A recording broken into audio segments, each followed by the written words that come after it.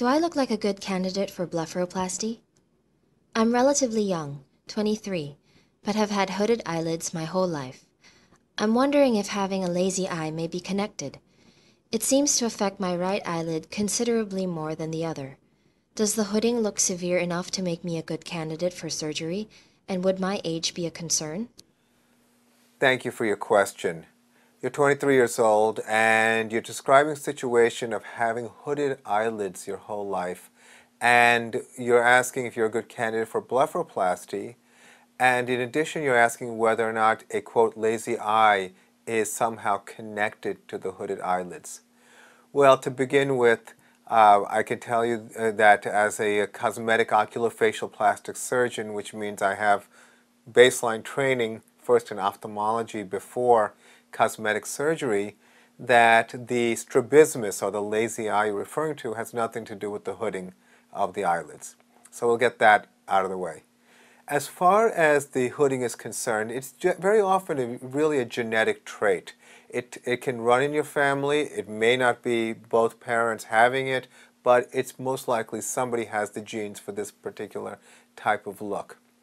So the question of whether or not you're a candidate for blepharoplasty really depends on what your desired outcome is.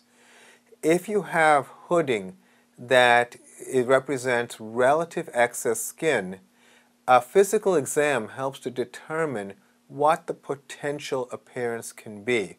We often do a simple Q-tip rolling test where we show the patient with the Q-tip into the fold of the eyelid and show what is possible to help them look the way they want to look. And if they like that, and of course when we're making this determination, I always assess whether I'm able to have the patient close their eyes appropriately, because that's one of the most common concerns about upper eyelid blepharoplasty is, will I be able to close my eyes after the surgery? Because of course they see all of the horror stories about that, and of course in our practice we always state that that will not be a problem. It is an exceedingly unlikely event in my hands. So what we do is we determine whether or not there's the presence of extra skin, or if this is a situation where there isn't extra skin,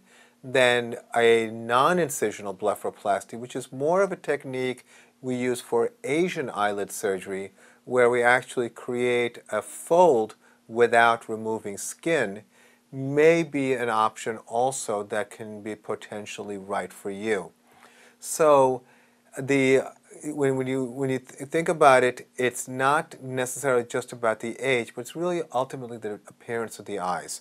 And if there's an opportunity to improve the appearance of the eyes with the cosmetic upper eyelid blepharoplasty to your liking, then certainly you can be a candidate for this procedure.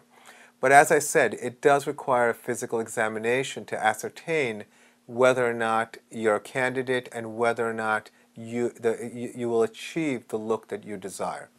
So my recommendation is you meet with qualified, experienced cosmetic surgeons. My bias is towards specialization, so people who really know eyelids very, very well, especially when working with a younger person. It's not as common as older people who need cosmetic eyelid surgery that more non-specialized surgeons will do. So I think that you want to be comfortable with the surgeon you meet with, and of course spend the time to determine whether or not you like the look once that eyelid fold is addressed.